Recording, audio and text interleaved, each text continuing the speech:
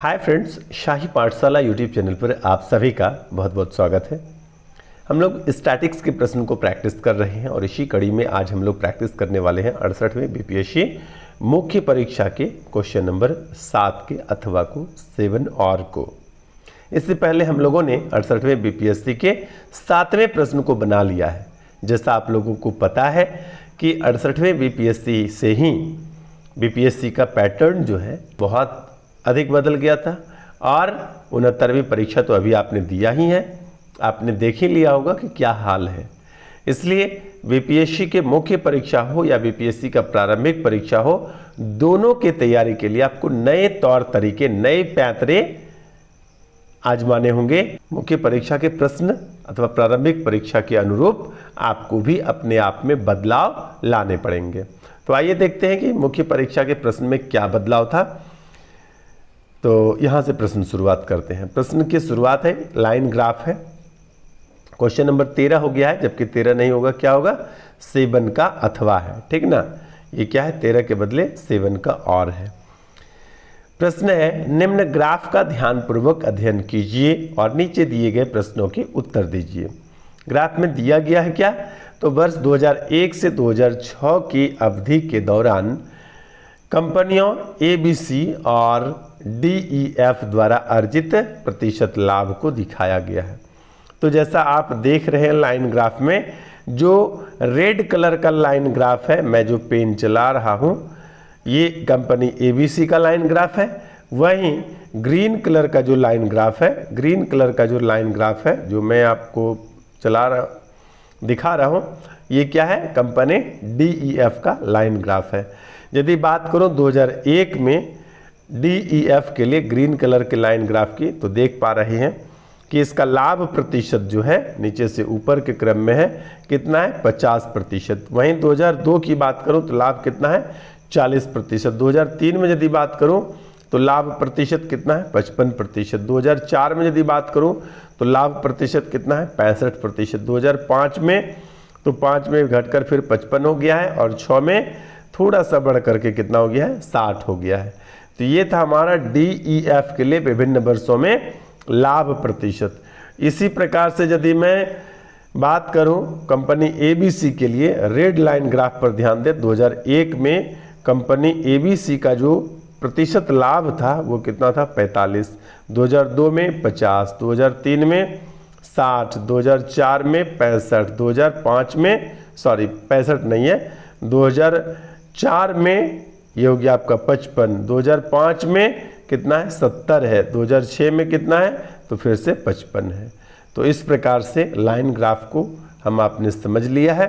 अब आइए चलते हैं प्रश्न पर, और प्रश्न जिस प्रकार से डिमांड करेगा उस हिसाब से हम लोग लाइन ग्राफ को देखेंगे या सीधे सॉल्यूशन पर चले जाएंगे। तो यहाँ हम अपना प्रश्न तैयार है। कुल मिलाकर के 5 प्रश्न दिए गए हैं। पहला प्रश्न है, माना कि 2005 में 2 कंपनियों एबीसी और डीईएफ की आय क्रमशः 3:4 के अनुपात में थी।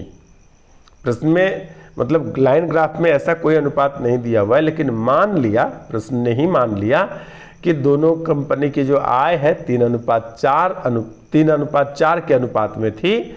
तब 2005 में ही आपको बताना है कि उसके व्यय का अनुपात क्या होगा या क्या था।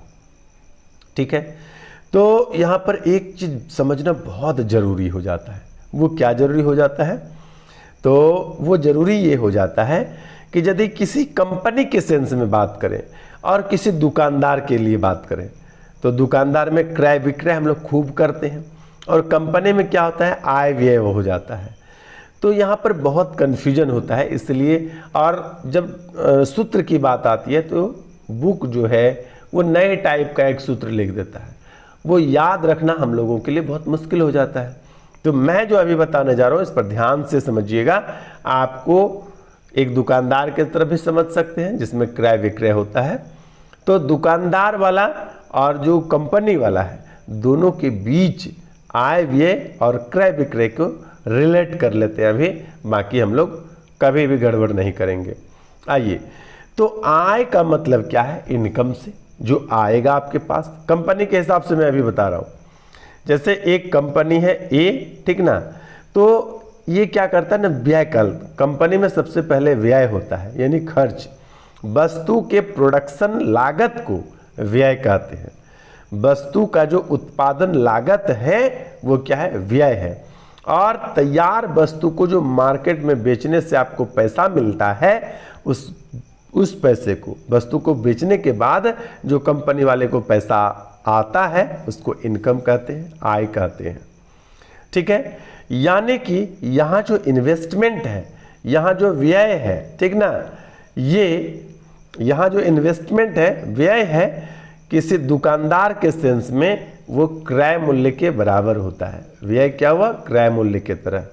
ठीक है, और इसके ठीक विपरीत यदि आय की बात करें, जो बेचने के बाद आ रहा है, प्राप्त हो रहा है, वो किसी दुकानदार, किसी व्यापारी के तुलना में वो क्या है, विक्रय मूल्य है। दुकानदार क्या होता है, वस्तु को बेचने के बाद उसके पास पैसा आता है, और इसमें आय क्या है, प्रोडक्शन को बेचने पर।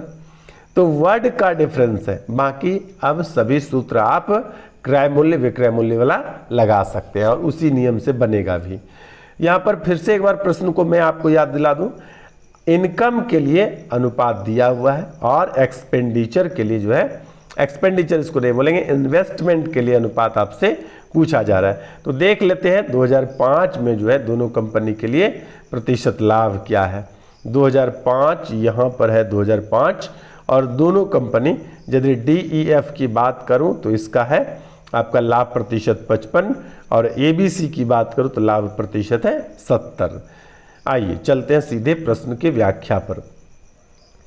माना कि वर्ष 2005 में कंपनी ABC और DEF का आय क्रमशः अनुपात में दिया हुआ था। फिर से हमने मान लिया कि 3x और 4x है, और सारणी में दिया हुआ है कि ABC का लाभ प्रतिशत 70 और DEF का लाभ प्रतिशत 55 है। ये कहाँ से लिया मैंने, लाइन ग्राफ से। ठीक है, अब उसी बात को मैंने यहाँ रेड लाइन के बॉक्स में इस तरह से लिख दिया है। क्या लिखा है, किसी कंपनी के लिए आय और एक दुकानदार के लिए विक्रय मूल्य, तथा किसी कंपनी के लिए व्यय और एक दुकानदार के लिए क्रय मूल्य एक ही तरह से समझा जा सकता है। ठीक है, कंपनी के लिए आय और दुकानदार के लिए विक्रय मूल्य, ये दोनों एक तरह से समझिए, और कंपनी के लिए व्यय और दुकानदार के लिए क्रय मूल्य, इस दोनों को एक प्रकार से समझिए। बस इतनी सी बात है। इस बात को यदि समझते हैं तो कभी कोई परेशानी नहीं होगी। जैसा हम लोग जानते हैं कि यदि व्यय निकालना हो, ठीक ना, तो क्या करते हैं, आय में क्या करते हैं कि प्रतिशत मान का उल्टा गुना कर देते हैं। यही यहाँ पर किया हुआ है। जैसे कि मान लिया जाए, क्या कहा है प्रश्न ने कि दिया हुआ है आय का तुलना किससे करेंगे, विक्रय मूल्य से। यदि आपको विक्रय मूल्य दिया हुआ रहता है तो क्रय मूल्य कैसे ज्ञात करते हैं, जैसे विक्रय मूल्य मान लिया जाए x दिया हुआ है और किसी वस्तु पर 40% लाभ हुआ है, तो आप क्या करते हैं, 100/140 कर देते हैं। 140 क्या करते हैं, 100 गुना 100/140, जो भी होता है कट के, इसको क्या कहते हैं, इसको कह देते हैं कि क्रय मूल्य है। और क्रय मूल्य यहाँ किसकी तरह से समझेंगे, क्रय मूल्य को समझेंगे व्यय के तरह। तो व्यय निकालेंगे कैसे, जो आय है उसमें 100/100 प्लस लाभ प्रतिशत कर दिए, तो ये आपका सूत्र हो गया। इस सूत्र को आपने लाभ हानि में भी पढ़ चुका है। तो कंपनी ABC के लिए व्यय क्या हुआ, आय का 100/100 प्लस प्रतिशत लाभ, यानी 3x गुना 100/170 कर दिए, तो ये कंपनी ABC का व्यय निकल गया। ठीक इसी प्रकार से कंपनी DEF के लिए भी व्यय निकाल लिए। ठीक है, अब पूछा था कि दोनों का अनुपात, तो दोनों को बट्टे में, जैसे कंपनी ABC का व्यय और कंपनी DEF का व्यय, दोनों को बटे कर दिए, और कटाने के बाद जो भी आता है हमारा वो उत्तर हो जाएगा। तो टोटल कटाएंगे तो फिर क्या आ जाएगा अपना, 93/136, यही अनुपात हुआ एक्यूरेट। आइए चलते हैं क्वेश्चन नंबर दूसरे पर, बी पर। बी हमारा क्या कहता है कि अगर 2002 में कंपनी DEF का खर्च 190 करोड़ रुपए था, अगर 2002 में कंपनी DEF का खर्च 190 करोड़ रुपए था, इसकी आय यहाँ लिखा गया है आया, लेकिन आप इसको आय ही समझिएगा, टाइपिंग मिस्टेक है, ठीक है। इसकी आय 2002 में क्या थी, तुलना करके आपको बताना है कि यदि 2002 में 190 करोड़ खर्च था तो आय कितना हो सकता है, ठीक है। आया नहीं, आय। तो उसी सूत्र से फिर से हम लोग निकाल लेंगे। खर्च दिया हुआ है, खर्च का मतलब क्या हुआ, खर्च का मतलब जो आपने इन्वेस्टमेंट किया है, व्यय है, ठीक ना। आय मतलब क्या, इनकम पूछ रहा है। तो यदि आपको क्रय मूल्य दिया हुआ हो, लाभ प्रतिशत मालूम हो, तो विक्रय मूल्य निकाल सकते हैं। ठीक उसी प्रकार से तो देख लेते हैं कि कंपनी DEF 2002 में क्या है आपका लाभ प्रतिशत। कंपनी DEF यानी ग्रीन लाइन को देखना है, वर्ष 2002 में देखना है, तो यहाँ पर कितना है, 40% लाभ है। लाभ प्रतिशत कितना है, 40%। तो 190 हम लोग विक्रय मूल्य कैसे निकालते हैं, क्रय मूल्य दिया हुआ तो क्रय मूल्य, यहाँ पर समझिए क्रय मूल्य की तरह 190 को और उसके बाद 140 अब बटे 100, ऐसा करेंगे तो जो भी उत्तर हो जाएगा ये हमारा कितना हो जाएगा, 19 गुना 14। आइए तो इसकी व्याख्या मैंने बनाकर रखा है, देख लेते हैं। व्याख्या है, वर्ष 2002 में कंपनी DEF का खर्च यानी व्यय 190 करोड़ रुपया है, ठीक है। और वर्ष 2002 में कंपनी DEF का लाभ प्रतिशत लाइन ग्राफ से हम लोग देख चुके हैं कि 40% है। अब उसी सूत्र से आय क्या बोलते हैं, आय होता है आपका विक्रय मूल्य की तरह। तो यदि आपको विक्रय मूल्य निकालना हो तो क्या करेंगे, क्रय मूल्य गुना 100 प्लस लाभ प्रतिशत बटे 100 करते हैं। तो यहाँ पर 100 गुना 100 प्लस 40 बटे 100 किए, यानी कि कुल मिलाकर ऐसे ही डायरेक्ट बोल सकते हैं 190 गुना 140 बटे 100। इसको जब आप कटा करके हल करते हैं तो आता है आपका 266। आंकड़ा आपका, डाटा आपका करोड़ रुपए में दिया हुआ है, इसलिए उत्तर भी करोड़ रुपए में ही बताएंगे। आइए चलते हैं क्वेश्चन नंबर सी में। सी हमारा प्रश्न क्या कहता है कि अगर 2001 में कंपनी ABC और DEF के व्यय समान थे, यानी बराबर बराबर था। व्यय का मतलब इन्वेस्टमेंट, व्यय को हम लोग क्रय मूल्य की तरह समझेंगे, ठीक है। बार बार मैं इसलिए बोल रहा हूँ कि आपको भी ध्यान में रहे। और 2001 में दोनों कंपनियों की कुल आय का मतलब क्या हुआ, विक्रय मूल्य की तरह समझेंगे, 825 करोड़ रुपये थी। 2001 में दोनों कंपनियों का कुल लाभ क्या था, ये आपको बताना है, ठीक है। तो वर्ष 2001 में, ठीक है, ABC और DEF व्यय ये कहा हुआ है, तो समान है तो कुछ मान लेंगे, 100 दोनों में बराबर बराबर है तो मान लेंगे कुछ भी एक चीज। 2001 में दोनों कंपनियों का कुल आय जो है मिला करके, टोटल मिला करके कितना है, 825 करोड़ रुपए थे। तो यदि व्यय जान रहे हैं, व्यय का मतलब है इन्वेस्टमेंट से, क्रय मूल्य टाइप से इसको समझेंगे, ठीक है। तो यदि हम उसको x मान लें और लाभ प्रतिशत हमको मालूम ही है, तो इस हिसाब से हम लोग क्या करेंगे, प्रतिशत में लाभ प्रतिशत के माध्यम से आय पता चल जाएगा और दोनों को जोड़ देंगे तो दोनों कंपनी के लिए यहाँ दिया हुआ है, सबको बराबर कर लेंगे। आइए इसकी व्याख्या मैंने तैयार करके रखा है, वहाँ इसको अच्छे तरह से समझ जाएंगे। सी क्या कह रहा है कि माना कि वर्ष 2001 में दोनों कंपनियों का व्यय जो है, इन्वेस्टमेंट जो है वो कितना है, x करोड़ रुपया, दोनों में बराबर बराबर था, दोनों कंपनी को एक साथ मान लिए। उसके बाद कह रहा है कि 2001 में ABC का जो लाभ प्रतिशत वो 45% और DEF का जो लाभ प्रतिशत है वो कितना है, 50% है, ठीक है। तो इस प्रकार से कंपनी ABC का आय क्या हो जाएगा, x प्लस, यानी x गुना 145 बटे 100 डायरेक्ट भी लिख सकते थे, या फिर लिखा है मैंने x इंटू 100 प्लस 45 बटे 100, या डायरेक्ट इसको इतना को एक साथ लिखेंगे 145 x बटे 100। ठीक उसी प्रकार से DEF का आय भी कितना हो जाएगा, 150 बटे 100।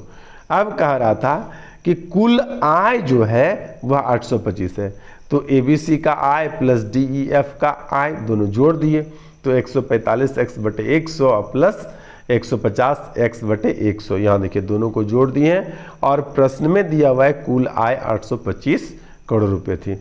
तो प्रश्न से लिख करके हमने दोनों को जोड़ करके कर दिया 825। इस प्रकार से x का मान निकाल लिए 279.66 करोड़ रुपया आ गया।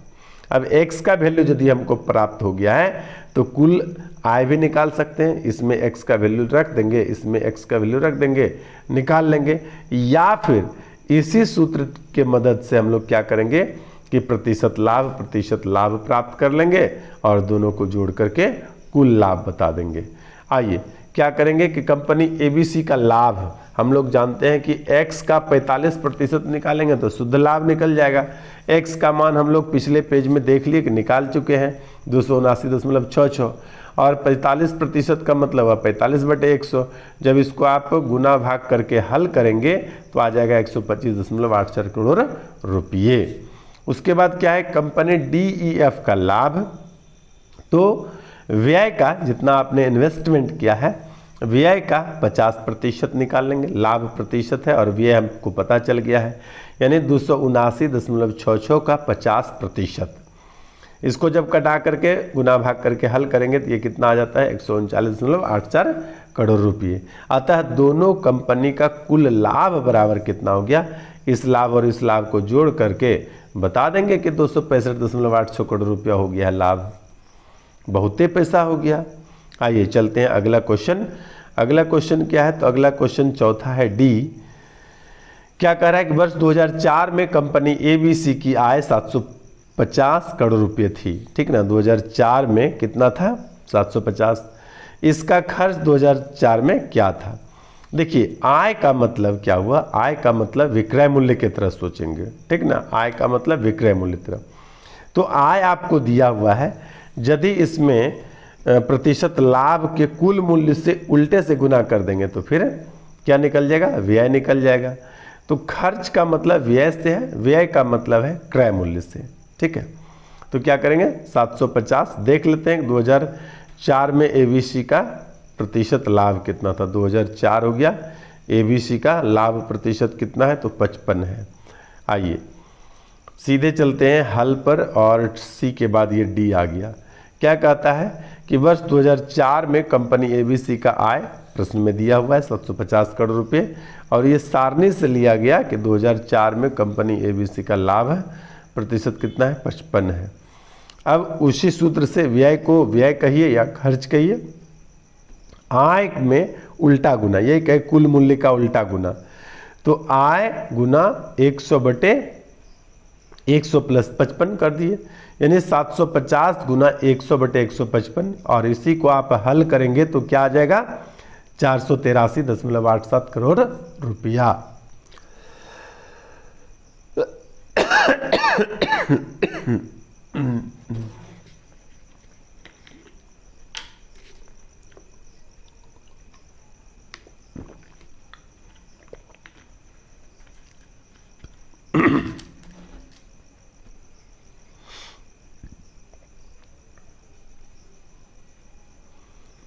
आइए चलते हैं अगले क्वेश्चन नंबर 5 पर, और 5 ही 7 के अथवा का 7 के और का अंतिम प्रश्न है। यदि 2003 में दोनों कंपनियों, दोनों एक साथ होगा, दोनों कंपनियों की आय बराबर थी। क्या कहा कि यदि 2003 में दोनों कंपनियों की आय बराबर थी तो 2003 में कंपनी ABC के व्यय का कंपनी DEF के व्यय से अनुपात क्या है। दोनों का व्यय निकाल लेंगे और दोनों का अनुपात निकाल लेंगे। यहाँ पर क्या दिया हुआ है हमारे पास डाटा कि 2003 में दोनों कंपनियों की आय बराबर है। मान लेंगे फिर से बराबर बराबर है, क्या जाता है मानने में। 2003 में बोला दोनों कंपनी, देख लेते हैं लाभ प्रतिशत।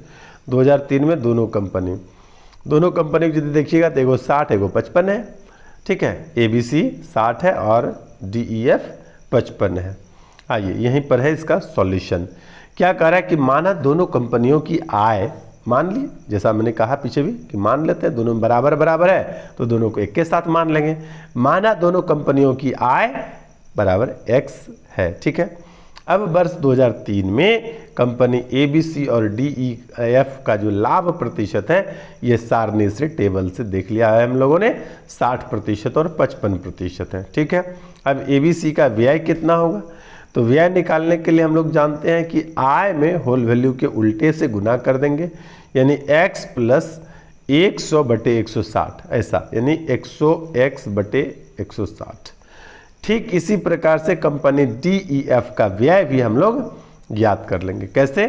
तो x यानी आय का 100/155, 100 + 55, ठीक है। तो ये करेंगे तो हमारा क्या निकल जाएगा? व्यय निकल जाएगा। अब दोनों कंपनी का ABC का भी DEF का भी क्या निकल गया हमारे पास? व्यय। और व्यय का अनुपात आपसे पूछा था, तो व्यय का अनुपात 160/100x/160, और फिर क्या करेंगे 100x/155। तो 100x कैंसिल हो जाएगा, बचेगा क्या? यहाँ पर जैसे यहीं पर कैंसिल कर दिए, बचेगा क्या? 155/160। इसको कटाएंगे तो 31×5 = 155 होता है और 32×5 = 160 होता है। अनुपात क्या आया? 31:32 का। तो ये था हमारा दूसरा प्रश्न 68वें BPSC मुख्य परीक्षा के स्टैटिक्स का। और पहले 12 के बाद ये 13 नंबर होता, लेकिन 68वें में क्या पूछ दिया? 12 के बाद नहीं बल्कि 7 का अथवा में दिया है। तो चलिए, स्टैटिक्स में इतनी गनीमत तो है कि कुछ बदला तो है, लेकिन पहले की तरह यही अच्छा है कि 4 प्रश्न में से 2 के जवाब आपको देने होते। बने रहिए शाही पाठशाला के साथ। आज के लिए इतना ही, धन्यवाद।